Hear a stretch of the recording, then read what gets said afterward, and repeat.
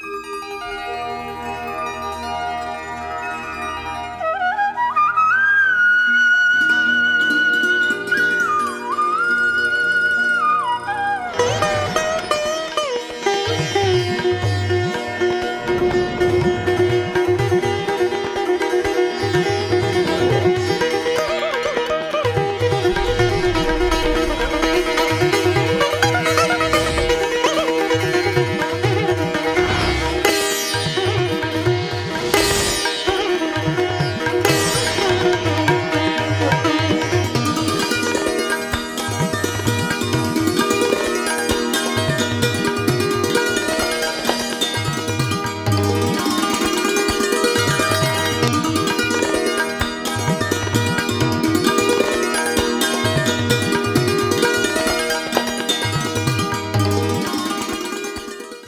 శాంతి. అమృతధార కార్యక్రమానికి ప్రేక్షకులందరికీ హృదయపూర్వక స్వాగతం. లాస్ట్ ఎపిసోడ్లో మనం రామాయణం యొక్క గుహ్య రహస్యాన్ని మనం తెలుసుకున్నాము. రాముడు జన్మ దగ్గర నుంచి శరీరం వదిలేంత వరకు ఎన్నో మన కథలు విన్నాము పురాణాల్లో. అయితే ఈ పురాణాల యొక్క యథార్థ అర్థం ఏంటో మనం తెలుసుకున్నాము. ఈరోజు మనం అది ముందుకు సాగిద్దాము. ప్రతిసారిలాగే మనతో ఉన్నారు బ్రహ్మకుమారి శశికళ అక్కయ్య గారు. వారికి గాడ్లీవుడ్ స్టూడియోలో స్వాగతం చేద్దాము. అక్కయ్య, మీకు గాడ్లీవుడ్ స్టూడియోలో హృదయపూర్వక స్వాగతం. ఓం శాంతి. ఓం శాంతి. అక్కయ్య, మనం లాస్ట్ ఎపిసోడ్లో రామాయణం గురించి డిస్కస్ చేశాము. అవును. అయితే ఈసారి నేనేమనుకుంటున్నానంటే ఈ మహాభారతం ఏదైతే ఉందో పురాణాల్లో చరిత్ర, పాండవులు, కౌరవులు, యాదవులు, అయితే యథార్థ అర్థం ఏంటక్కయ్య? నిజంగా చెప్పాలంటే మహాభారత యుద్ధం కూడా సంగమయుగంలో జరిగేటటువంటిది. ఇక్కడ భారతంలోని ముగ్గురు సైన్యాన్ని చూపించారు, 3 రకాల సైన్యం. పాండవులు, కౌరవులు, యాదవులని. అందులో పాండవుల్ని తీసుకున్నట్లయితే పాండవుల్ని ఎవరని చూపించారు, వాళ్ళ లక్షణాలు ఏం చూపించారు? అయితే పాండవుల్ని 5గురినే చూపించారు, కౌరవుల్ని చాలా మందిగా ఉన్నట్టుగా చూపించారు. వాస్తవానికి అంటే మనలో ఉన్న మంచి గుణాలు చెడు గుణాలకి మధ్య జరిగే సంఘర్షణే మహాభారత యుద్ధం. మంచి గుణాలు తక్కువ ఉన్నాయి, అందుకనే పాండవుల్ని 5గురినే చూపించారు. చెడు గుణాలు మనలో ఉన్నవి ఎక్కువ, అందుకని 100 మందిని చూపించారు. చెడు ఎక్కువ ఉంది కాబట్టి కౌరవుల కింద, మంచి తక్కువగా ఉంది కాబట్టి పాండవుల కింద. 100 మంది కౌరవులు. వాళ్ళ పేర్లు కూడా ధృతరాష్ట్రుడు, దుర్యోధనుడు, దుశ్శాసనుడు, దుశ్శల, అవగుణాల పేర్ల దు అనే అక్షరంతోనే ఎక్కువగా ఉంటాయి వాళ్ళ పేర్లన్నీ కూడా. చెడు చెడు గుణాలకు గుర్తే కౌరవులని తెలుస్తుంది అన్నమాట. ఇక్కడ ఇంకొకటి ఏంటంటే శాస్త్రాల్లో చెప్పిన దాని అనుసారము పాండవులు అంటే వినాశకాలంలో పరమాత్మను తెలుసుకుని ప్రీతి బుద్ధి పెట్టుకునే వాళ్ళే పాండవులని చూపించారు. అవును. వినాశకాలే పరమాత్మయాన ప్రీతి బుద్ధి విజయంతి అని చెప్పారు.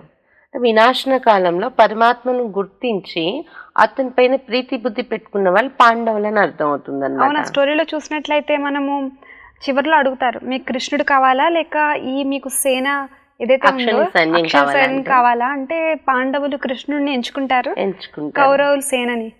అంటే పరమాత్మనే వాళ్ళు పరమాత్మ పైన ప్రీతి బుద్ధి పెట్టుకునే వాళ్ళని చూపించారు పాండవులు అంటే. అవును. కాబట్టి సంగమయుగంలో మనం ఇప్పుడు పరమాత్మ పైన ప్రీతి బుద్ధి ఏదైతే పెట్టుకుంటున్నామో, ప్రీతి బుద్ధి పెట్టుకుంటున్నాం, ఇది పాండవులు కావడం అంటే. వికారాలనే కౌరవుల్ని జయించి మనం దుర్గుణాలనేటటువంటి కౌరవుల్ని జయించి విజయం పొందుతున్నాం అన్నమాట. ఎలా అంటే యోగ బలం ద్వారా, పరమాత్మతో మన బుద్ధిని జోడించడం వల్ల, రాజయోగం యొక్క బలం ద్వారా ఈ దుర్గుణాలనే కౌరవుల్ని, చెడుని మనం నాశనం చేసుకుని మన నుండి ఆ కౌరవుల పైన విజయం పొంది, అంటే దుర్గుణాల పైన విజయం పొంది మనం రాజ్యస్థాపన చేసుకుంటాం. పాండవులు తక్కువ కౌరవులు ఎక్కువ ఉన్నప్పటికీ కూడా భగవంతుడు తోడున్నారు కాబట్టి పాండవులు కౌరవుల మీద విజయాన్ని పొందారు. దాన్ని యోగ బలం అంటాం. భగవంతుని యొక్క తోడుని మనం తీసుకోవటమే యోగ బలం అంటాం. ఈ రాజయోగం యొక్క బలంతో మనం కౌరవుల్ని జయించి, అంటే వికారాలని జయించి మన రాజ్యాన్ని మనం స్థాపన చేసుకుంటున్నాం. అది సత్యుగ రాజ్యం అనమాట. అయితే అక్కడ ఏం చూపించారంటే విజయం పొందిన తర్వాత పాండవులు అలా పర్వతాల మీదకి వెళ్తూ, కొండల మీదకి పర్వతాల మీదకి వెళ్ళిపోతూ ఒకరు కరిగిపోయినట్టు చూపించారు అనమాట. కరిగిపోయినట్టు చెప్పారు. ధర్మరాజు ఒకరు మిగులుతారు, తర్వాత ఆయన వెనుక కుక్క వెళ్తుంది అని చెప్పి. ఇదంతా ఎందుకు చూపించారంటే పాండవులు ఒకరు అలా కొండల మీద కరిగిపోవటానికి ఇంత శ్రమపడి యుద్ధం చేస్తారా ఏంటి? ఇంకా ఇంత కష్టపడి వాళ్ళు యుద్ధం చేసిన తర్వాత రిజల్ట్ ఏంటి? పర్వతాల మీద వెళ్ళి కరిగిపోవటం అంటే అక్కడ అర్థం ఏంటంటే ఈ వికారాలపైన విజయం పొందిన తర్వాత వాళ్ళు నిర్వికారి దేవతలుగా తయారైన తర్వాత ఈ శరీరం ఇంకా ఉండటానికి వీల్లేదు. ఈ పాత శరీరాన్ని వదిలి సతీయుగంలో దేవత శరీరం, పవిత్ర శరీరాన్ని ధరించి రాజ్యం చేస్తారు. అందుకనే వాళ్ళు పర్వతాల మీదకి వెళ్తూ కరిగిపోయినట్టు చూపించారు. పర్వతాల మీదకి వెళ్ళటం అంటే ఉన్నత స్థితికి వెళ్ళడం. అటువంటి ఉన్నత స్థితికి చేరుకున్న తర్వాత వాళ్ళు ఈ పాత దేహాన్ని వదిలి కొత్త దైవీ శరీరాలు, పవిత్రమైన శరీరాలు ధరించి రాజ్యం చేస్తారు. అంటే మనం వికారాలనే కౌరవుల్ని జయించే ఈ మహాభారత యుద్ధం చేసిన తర్వాత మనకి వచ్చేది స్వర్గము అనే రాజ్యం. స్వర్గ ద్వారాలు తెరుచుకుంటాయి అన్నమాట. మహాభారత యుద్ధం ద్వారా వచ్చే రిజల్ట్ ఇది. అయితే పాండవులకి గీతా జ్ఞానము, రాజయోగము నేర్పించారు భగవంతుడు యుద్ధ సమయంలోని అని చూపించారు. కానీ యుద్ధం చేస్తున్న వాతావరణంలో ఎవరైనా అంటే గీతా జ్ఞానం చెప్పడం, అంత గొప్ప జ్ఞానం వినేవాళ్ళు వినడం ఎక్కడ సాధ్యం అవుతుంది? అటువంటి వాతావరణం యుద్ధంలో ఉండదు కదా. అటువంటి అంటే అనుకూలమైన వాతావరణం ఉండదు. యుద్ధంలో అలజడులు ఎలా వింటారు వాళ్ళు? ఎలా చెప్తారు జ్ఞానం చెప్పేవాళ్ళైనా? దాని అర్థం ఏంటంటే మన మనస్సు అనే రంగంలో జరిగేటటువంటి యుద్ధం. వాస్తవానికి ఇక్కడికి వచ్చినప్పుడు ప్రతిరోజు ఈ ఆధ్యాత్మిక కేంద్రంలో భగవంతుడు డైరెక్ట్ గా గీతా జ్ఞానం మనకు వినిపిస్తున్నారు. బ్రహ్మతనులో ప్రవేశించి గీతలో కూడా చెప్పారు, నేను ఒక సాధారణ వృద్ధ మానవ తను ఆధారంగా తీసుకుని అవతరిస్తాను అర్జున. మూఢమతి కలిగిన మానవులు నన్ను గుర్తించలేరు అని. కాబట్టి ఒక సాధారణ వృద్ధ మానవ తనులో వస్తున్నారు. దాని గుర్తు అక్కడ గుర్రప్రదంలోని కూర్చొని గీతా జ్ఞానం చెప్పినట్టు చూపించారు. కానీ గీతలో ఎక్కడ నేను ఒక గుర్రప్రదంలో వచ్చి జ్ఞానం చెప్తానని చెప్పలేదు. ఒక వృద్ధ మానవతనులో అవతరించి జ్ఞానం చెప్తానని చెప్పారు. ఆ మానవ శరీరాన్ని ఒక రథముగా రూపొందించి ఏ బ్రహ్మ శరీరంలో పరమాత్మ వస్తున్నారు అతని యొక్క ఆత్మయే అర్జునుడు, జీవాత్మ. అతనితో పాటు పరమాత్మ అదే శరీరంలో ఉండి మన జ్ఞానం వినిపిస్తున్నారు. అందుకని కృష్ణార్జునుడు ఒకే రథంలో ఉన్నట్ల అర్జునునికి జ్ఞానం ఇచ్చినట్టు చూపించారు. కానీ ఒక అర్జునుడికి జ్ఞానం చెప్పటం వల్ల వచ్చే లాభం ఎలాగైతే మనం రామాయణంలో సీత అంటే మనందరిది, కానీ అందరిది రాస్తే అక్కడ కథ స్పష్టంగా ఉండదు. అలాగే అర్జునుడు కూడా మనందరం కూడా అయ్యాం. ఎవరైతే జ్ఞానం వినాలనే శ్రద్ధ చూపిస్తూ ఉన్నారో, ఎవరైతే ఆచరించి విజయం పొందుతూ ఉన్నారో వాళ్ళందరూ అర్జునులే అన్నమాట. కాబట్టి అర్జునుడైన మనకు మొట్టమొదట బ్రహ్మ, తర్వాత మాస్టర్ అర్జునుడు మనకు పరమాత్మ ఈ సమయంలో సంగమయుగంలో గీతా జ్ఞానం వినిపిస్తున్నారు. సంగమయుగంలో ఎందుకంటే ఈ వికారాలనే కౌరవుల్ని జయించాల్సిన సమయం ఇదే. ఇంకే యుగాల్లో కూడా వాటి ప్రభావం అంత లేదు కదా. ఇప్పుడు సతీయుగం రావాలి అంటే వీటిని జయించాలి మనం. కాబట్టి సంగమయుగంలో పరమాత్మ ఈ జ్ఞానం వినిపిస్తున్నారు మనకి. అదే మహాభారత యుద్ధ సమయంలో వినిపించినట్టు చూపించారు. ఇక్కడ మనం రోజు వచ్చి ఆధ్యాత్మిక కేంద్రంలో డైరెక్ట్ గా గీత మహావాక్యాలు, భగవంతుడు వినిపిస్తున్న మహావాక్యాలు వింటున్నాము. ఇక్కడ నుండి ఇంటికి వెళ్ళగానే ఈ గంట క్లాస్ విన్న తర్వాత మనం ఇంటికి వెళ్ళగానే అది యుద్ధరంగం అన్నమాట. ఇక్కడ కోపాన్ని జయించాలి, లోభాన్ని జయించాలి అన్న విషయాలు మనం వింటాం. ఇంటికి వెళ్ళేటప్పటికు అదే మనం కోపం అనేది ఎదురవుతుంది, లోభం అనేది ఎదురవుతుంది. దాన్ని జయించే ప్రయత్నంలో మనం ఇక్కడ విన్నవి ఆయుధాలుగా ఉపయోగిస్తాం. అదే సంకల్పం చేస్తాం కదా, ఏదైనా మనం చేయకూడదు అంటే ఎదురకుండా అవే వస్తాయి, ఇంకా వస్తాయి. అలాంటి పరిస్థితులే వస్తాయి. కొన్ని సమయాల్లో విజయం పొందుతున్నాం, కొన్ని సమయాల్లో మనం ఓడిపోతున్నాం. అప్పుడు మళ్ళీ రావడంతో మళ్ళీ కొత్త నేర్చుకుంటున్నాం. కానీ ఇక్కడికి వచ్చాక కొత్త యుక్తులు మళ్ళీ దొరుకుతూ ఉంటాయి. మళ్ళీ వాటిని ఉపయోగిస్తున్నాం వెళ్ళి మన ప్రాక్టికల్ లైఫ్ లోని. ఇది యుద్ధ రంగంలో జ్ఞానం వినడం అంటే దాని అర్థం ఇది. గుర్రప్రథం అంటే ఒక శరీరంలో రావడం అనేది. అది ద్వాపరయుగంలో జరగలేదు, సంగమయుగంలో జరుగుతున్న యుద్ధం. దీని ద్వారా సతయుగం ధర్మస్థాపన, ధర్మంతో ఉన్న రాజ్యం స్థాపన అయిందనమాట. అంటే ఈ విధంగా మనం క్యాలిక్యులేట్ చేస్తున్నా కూడా లెక్క పెట్టినా సంగమయుగంలోనే మహాభారత యుద్ధం జరగాల్సిన అవసరం ఉంది. అప్పుడే భగవంతుడు అవతరించి గీతా జ్ఞానం చెప్తున్నాడు అనమాట. ఆ గీతా జ్ఞాన రాజయోగం ద్వారా మనం నూతన ప్రపంచం తిరిగి రాజ్య స్థాపనకు సహయోగులు అవుతున్నాం భగవంతుడు. అవును, మంచి పాయింట్ ఇది. ఒకవేళ కనుక ద్వాపర యుగంలో ఈ యుద్ధము, ఈ గీత ఇది చెప్పినట్లయితే ఇప్పుడు ఇంకా మంచిగా ఉండాలి కలియుగంలోనే. కానీ ఇది చూసినట్లయితే అలా లేదు. నెక్స్ట్ ఇప్పుడు పాండవుల యొక్క చరిత్ర క్లియర్ అయింది మనకి. వాళ్ళు భగవంతుని దగ్గర జ్ఞానం వినడం అంటే ఏంటి, యుద్ధంలో గెలుపొందడం అంటే ఏంటి, ఎవరిపైన గెలుపొందారు వాళ్ళు, దాని ద్వారా పర్వతాల మీద ఎక్కటువంటి ఉన్నత స్థితికి వెళ్ళటం, ఇవన్నీ మనం విన్నాం. నెక్స్ట్ వచ్చేది కౌరవులు. కౌరవుల యొక్క చరిత్ర ఏం చూపించారంటే వినాశకాలే పరమాత్మయన విపరీత బుద్ధి వినశంతి. వినాశకాలంలో పరమాత్మను గుర్తుపట్టలేదు వాళ్ళు, విపరీత బుద్ధితో నడిచారు, ఎంచుకున్నారు, విపరీత బుద్ధితో నడిచారు. అందుకని వాళ్ళు వినాశనం అయ్యారు అని చూపించారు. విపరీత బుద్ధి అంటే ఇప్పుడు పరమాత్మ వచ్చినా ఆయన్ని తెలుసుకునే ఆలోచన అంత టైం వాళ్ళ దగ్గర లేదు. పదవి ప్రతిష్ట కావాలి, పదవి కావాలి, ధనం కావాలి. కౌరవులు అదే కదా చూపించారు. వాళ్ళకి ఎప్పుడు కూడా ధనకాంక్ష, పదవీకాంక్ష, వైభవాలు వాటి వైపే వాళ్ళ దృష్టి ఉంటుందన్నమాట. పరమాత్మ యొక్క విలువ, అతని తోడి యొక్క విలువ పడగొట్టాలి అని కుతంత్రాలు వాటిలోనే చూపించారు. అలా ఇప్పుడు మానవులు కూడా కనీసం భారతదేశంలో పుట్టేము అంటే భారతదేశంలో అవతరించిన భగవంతుని మనం గుర్తించకుండా అతను ఇచ్చేటటువంటి ప్రాప్తుల్ని మనం పొందకుండా ఇంకా మనం అంటే ఇంకా పదవి ప్రతిష్ట లేకపోతే సంపాదన వీటిలోనే బిజీగా ఉంటూ మాకు టైం లేదు అంటున్నారు. ఆఖరికి ఏ పదవి కోసం, ఏ ధనం కోసం, ఏ వైభవాల కోసం పరిగెడుతున్నారో దానిలోనే వాళ్ళు అనేక రకమైనటువంటి ఇబ్బందులకు గురి అయ్యి అనేక రకాలైనటువంటి యుద్ధాలు, హింస, అంటే ఇప్పుడు మనం పరిస్థితులు చూస్తున్నాం, రాజకీయ కలహాలు, మత కలహాలు రోజు రోజుకి పెరిగిపోతూ ఈ హింస అరాచకత్వం పెరిగిపోతూ ఒకరినొకరు చంపుకుని రక్తపాతం ప్రవహించి వినాశనం అవుతుంది. భారతదేశంలో ఉండే పరిస్థితి. సంతోషం గురించి, ఆనందం గురించే ప్రతి ఒక్కరు ప్రయత్నిస్తున్నారు, కానీ అది ఇంకొక రకంగా అయిపోతుంది అనమాట. ఇప్పుడు మనం చూసేది ఇది భారతదేశంలో ఉన్నటువంటి పరిస్థితి. ఈ విధంగా రక్తపాతం ప్రవహించే రోజులు రాబోతున్నాయి అన్నమాట. ఇలా వినాశనమై ఇంటికి చేరుకుంటారు వాళ్ళు పరంధామానికి. రాజ్యంలో వచ్చి రాజ్యం చేయలేరు. ఇది కౌరవుల యొక్క పరిస్థితి.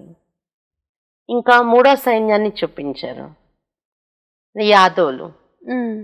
యాదవులు అంటే ముసలానికి జన్మ ఇచ్చారని చూపించారు. ముసలం, యాదవ కులంలో ముసలం పుట్టింది, దాంతో యాదవ్ కుల నాశనం అయింది. వాళ్ళు కొట్టుకుని అందరు మొత్తం కుల నాశనం.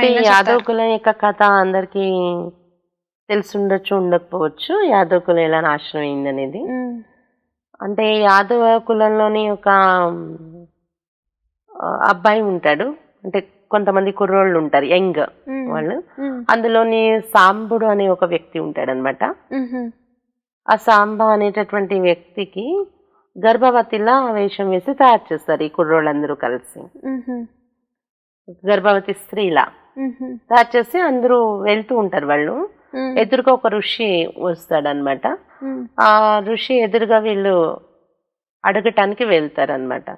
వెళ్ళి గర్భవతి స్త్రీ మీకు ఏ బిడ్డ పుడతారు చెప్పండి అని దివ్య దృష్టితో చెప్తారు కదా ఋషులు అనే ఉద్దేశంతో. అంటే అది అసలు ఋషి యొక్క విలువ తీసినట్టయింది అక్కడ వెళ్ళి అడగడం అనేది. ఋషికి అయితే తెలుసు, పరీక్ష చేస్తున్నారేమో ఋషిని, ఋషి నిజంగా చెప్పగలడా లేదా అని. ఋషికి అర్థమైపోయింది ఇది నిజంగా నా కథ అనేది తెలిసిపోతుంది కదా. అందుకని ఆయన అయితే ఏమన్నాడంటే ఇది నిజంగా గర్భం అయితే ఏ బిడ్డ అయినా పుడుతుంది, ఆడ మగ అనేది.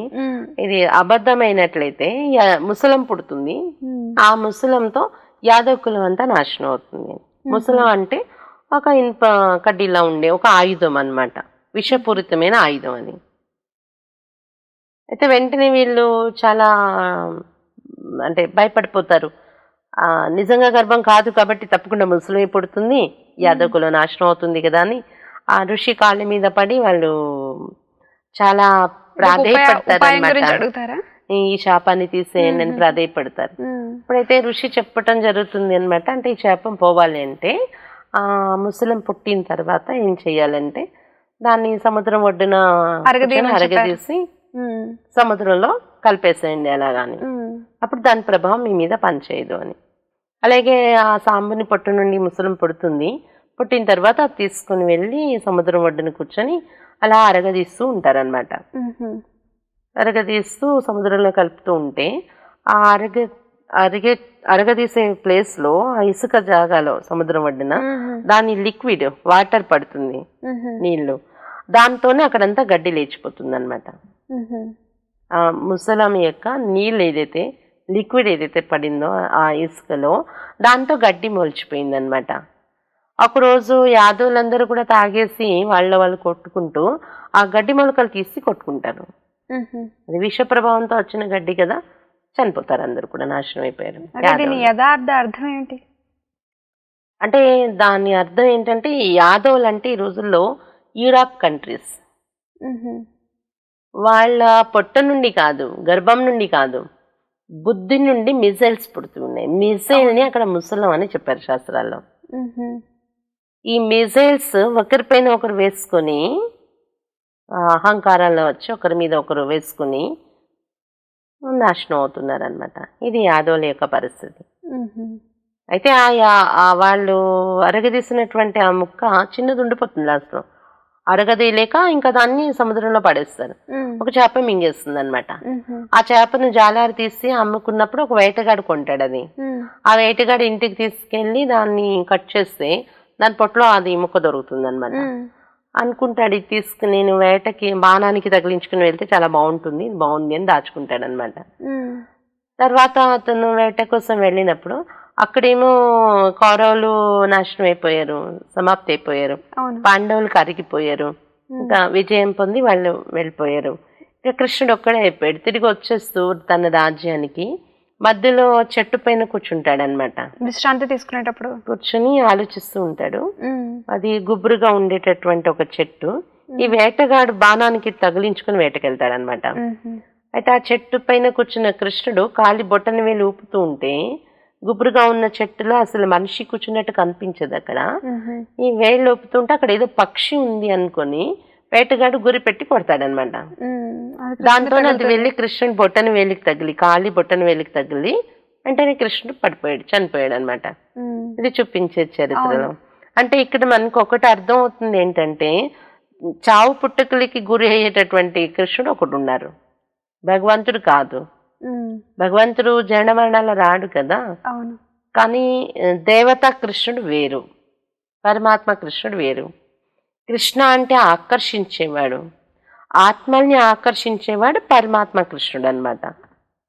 ఆ పేరు దేవతలు పెట్టుకున్నారు. పరమాత్మ యొక్క పేర్లలో ఒక పేరు దేవతా కృష్ణుడికి పెట్టుకున్నారు, శ్రీకృష్ణుడు అని.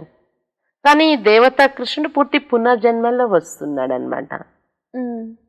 84 జన్మల్లో కూడా వచ్చే హీరో పాత్రధారి అతడే శ్రీకృష్ణుడు. మొదటి జన్మలో నారాయణుడు, శ్రీకృష్ణుడి నారాయణుని రాజించేస్తారు. చివరి జన్మలో బ్రహ్మ అయిపోతున్నారు అనమాట. ఆ బ్రహ్మలోనే పరమాత్మ వచ్చి వేద శాస్త్రాల సారం వినిపించడంతో మళ్ళీ బ్రహ్మ నరుడి నుండి నారాయణుడు అవుతున్నారు. కాబట్టి పూర్తి 84 జన్మల్లో వచ్చేవాడు కృష్ణుడు, జనన మరణంలో వచ్చేవాడు.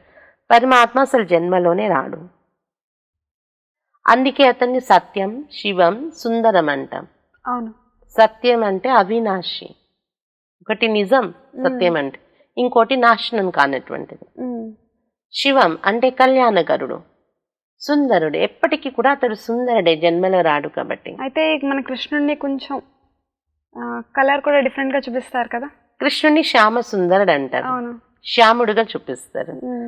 వాస్తవానికి శ్యామ సుందరుడు అని ఎందుకు పేరు వచ్చిందంటే మనం వినే కథల్లో అయితే కాళింద సర్పం, 5 తలల సర్పం మీద డాన్స్ చేశాడు అతను. ఆ కాళింద సర్పం కాటు వేసింది, దాన్ని చంపడానికి వెళ్ళినప్పుడు అందుకే నల్లగా అయిపోయాడని చెప్తారు. దాని అర్థం ఏంటంటే సతీయుగం త్రేతాయుగంలో మనం జన్మల్లో వచ్చినప్పుడు అక్కడ మన ఆత్మ సుందరంగా ఉండేది. శ్రీకృష్ణుడు ఏంటి మొత్తం దేవత ఆత్మలందరూ సుందరంగా ఉండేవారు, ఆత్మ తెల్లగా ఉండేది. మనం చెప్పుకున్నాం కదా సతీయుగంలో సతప్రధాన ఆత్మ అని. బంగారు పవిత్రంగా సమానంగా ఉండేవారు. ఉంటుంది, పవిత్రమైన ఆత్మ. తర్వాత జన్మల్లో వస్తూ వస్తూ ద్వాపరయుగ నుండి ఈ పంచవికారాలనే సర్పం కాటువేస్తుంది మనకి. అదే 5 తలల సర్పం అని చూపించారు. అప్పటి నుండి మన ఆత్మ నల్లగా అయిపోతుంది అనమాట. శ్రీకృష్ణుడు అతని వెనుక దేవతల ఈ ఆత్మలందరూ నల్లగా అయిపోయారు. అందుకని శ్యామ సుందరుడు అని చూపించారు అనమాట. ఈ విధంగా పరమాత్మ సదా సుందరుడు, శ్రీకృష్ణుడు శ్యామ సుందరుడు అయ్యారు. తేడా ఉంది కదా ఇద్దరికి. దేవతా కృష్ణుడు వేరు, పరమాత్మ నిరాకారుడు వేరు. ఎప్పుడు ఆయన సుందరంగానే ఉంటారు, ఈయన నల్లగానే తెల్లగానే అవుతుంటారు. అయితే గీతలో కూడా కృష్ణుని యొక్క పరిచయం, పరమాత్మ పరిచయం ఏముంది అంటే, నేను అయోనిజను, అయోనిజ జన్మ మన్నాళ్ళకి రాను అని, అశరీరిని, శరీర రూపం నాకు లేదు అని, అకర్త కర్మ చెయ్యను నేను అని, అభోక్త భుజించను అనుభవించను నేను అని, అవ్యక్తుడని వ్యక్తమైనటువంటి నేత్రాల ద్వారా నన్ను చూడలేవు నువ్వు, అవ్యక్త రూపుణ్ణి అని. అంటే ఈ పరిచయం ఇచ్చింది ఎవరు అంటారు గీతలో? చెప్పడానికైతే ఇప్పటి వరకు మనం కృష్ణుడు అనే అనుకుంటున్నాము, కానీ ఈ శబ్దాలు చూస్తుంటే యాక్చువల్గా కృష్ణుడికి రిలేటెడ్ కాదు అనిపిస్తుంది కదా. గీతలో భగవాన్ వాచ అంటే భగవాన్ అనగానే శ్రీకృష్ణుడు జ్ఞాపకం వస్తూ ఉంటారు మనకి. కానీ గీతలో ఉన్న పరిచయం అయితే నిరాకారుని యొక్క పరిచయం ఉంది, జన్మలో రానటువంటి పరమాత్మ యొక్క పరిచయం ఉంది. అంటే ఇక్కడ మనకు అర్థం అవుతున్నది ఏంటంటే, గీతా జ్ఞానం ఇచ్చింది నిరాకారుడు పరమాత్మయే కానీ సాకార దేవత కృష్ణుడు కాదు. ఇంకా గీతలో మెడిటేషన్ యొక్క విధి కూడా ఎంత క్లియర్గా ఉందంటే అందులో, అంటే నిరాకారుడే మనకు నేర్పించింది అనేది స్పష్టం అవుతుంది. అక్కడ ఉన్నటువంటి విషయం ఏంటంటే గీతలో, హే అర్జున, దేహ సైతం, దేహ సంబంధాలు, దేహ ధర్మాలన్నింటినీ త్యజించి నన్ను ఒక్కడినే స్మరించు అర్జున, మామేకం శరణం వ్రజ అని తెలియచటం జరిగింది. దేహ సహితం దేహ ధర్మాలు, దేహ సంబంధాలన్నీ త్యజించి నన్ను ఒక్కడినే స్మరించు అని, ఆయన ఒక్కడిని స్మృతి చేయాలి అని. అంటే అక్కడ అర్థం ఏంటి? దేహ సంబంధాలు అంటే మన చుట్టూ ఉన్న రిలేషన్స్, చిన్న మామయ్య తాతయ్య ఏవైతే సంబంధాలు అనుకుంటున్నాం ఇవన్నీ మెడిటేషన్లోకి వచ్చినప్పుడు పక్కన పెట్టాలి. తర్వాత రెండోది దేహ ధర్మాలు, హిందూ ముస్లిం క్రిస్టియన్ ఇదేది కూడా నేను ఒక ఆత్మ, శాంతి నా స్వధర్మం అనేది తెలుసుకుందాం మనం. ఈ దేహ ధర్మాలు మనం మర్చిపోవాలి. ఇంకా దేహ సైతం అంటే దేహాన్ని కూడా మనం మర్చిపోతే ఇంకా ఆఖరికి మిగిలేదేంటి? ఆత్మ. నిన్ను నువ్వు ఆత్మ అనుకుని నన్ను ఒక్కడినే స్మరించు అనేది గీతలో స్పష్టంగా చెప్పారు. ఎవరు చెప్పారు? ఒకవేళ సాకారి దేవత శ్రీకృష్ణుడు చెప్పి ఉంటే, ఆయనకు కూడా శరీరం ఉంది కదా, కాబట్టి నీ దేహాన్ని నువ్వు మర్చిపోయి ఆత్మ అనుకుని నా దేహాన్ని గుర్తు చేసుకొని చెప్తారా ఏంటి? లేదు కదా. అంటే అక్కడ మనకి గీతా జ్ఞానాన్ని ఇచ్చిన వారు నిరాకారుడు పరమాత్మ. అందుకనే అతడు మనకు నన్ను నువ్వు స్మరించాలంటే నీ దేహాన్ని మరచి నిన్ను నువ్వు ఆత్మ అనుకుని నన్ను స్మరించాలి అని అక్కడ తెలియచేయటం జరిగింది. కానీ అక్కడ గీతలో శ్రీకృష్ణుడే చెప్పారని మనం అనుకోవటం వలన ఎంత పెద్ద అనర్థమైంది అంటే, అసలు మెడిటేషన్ యొక్క విధి అంత క్లియర్గా ఉండి కూడా మనం నేర్చుకోలేకపోయాం. అర్థం కాలేదు మనకి దాని యథార్థంగా ఎలా మనం ఆ ప్రాక్టీస్ చేయాలి, పరమాత్మని ఎలా స్మరించాలి అనేది మనం చేయలేకపోయాం అనమాట, శ్రీకృష్ణుడి పేరు అందులో రావడం వలన. ఇంకా గీతలోని ఇది కూడా చెప్పారు, హే అర్జున, అణువు కంటే కూడా అతి సూక్ష్మ రూపం నాది, ఈ చర్మచక్షుల ద్వారా చూడలేవు, నువ్వు దివ్య నేత్రం ద్వారానే నన్ను చూడగలవని ఒకటి చెప్పిన వారు దేవతా కృష్ణుడు అంటారా, పరమాత్మ కృష్ణుడు అంటారా? పరమాత్మ కృష్ణుడు పరమాత్మ కృష్ణుడు చెప్పి ఉండాలి కదా. కానీ ఇది కన్ఫ్యూజ్ అయిపోయాం మనం. కన్ఫ్యూజ్ అవటం వలన మనం అక్కడ పొరపాటుగా అనుకోవటం వలన అసలు గీత యొక్క మహిమ అసలు ఇతర ధర్మాల వాళ్ళకు వరకు ఉంచండి, కానీ భారతదేశంలో కూడా ఇప్పటి జనరేషన్లో గీత అంటే తెలియని వాళ్ళు ఉన్నారు. గీత యొక్క మహిమని కూడా పెంచాల్సిన బాధ్యత మన పైన ఉంది అన్నమాట. ప్రతి ఒక్కరికి మనం దేవతా ధర్మానికి చెందిన వాళ్ళము అంటే మనకు భగవద్గీత ఏదైతే ఉందో మన రిఫరెన్స్ అది అవును ధర్మానికి. సో అయితే అందరికీ తెలిసి ఉండాలి దాని యథార్థ అర్థం. అవును.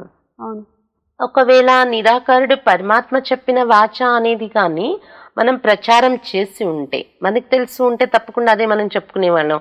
అదే కానీ చెప్పుకుని ఉంటే అన్ని ధర్మాల వాళ్ళు కూడా అసలు గీతకు చాలా వెలువిచ్చేవాళ్ళు. అందుకని సర్వశాస్త్రమయి శిరోమణి శ్రీమద్ భగవద్గీత అని పేరు వచ్చిందనమాట.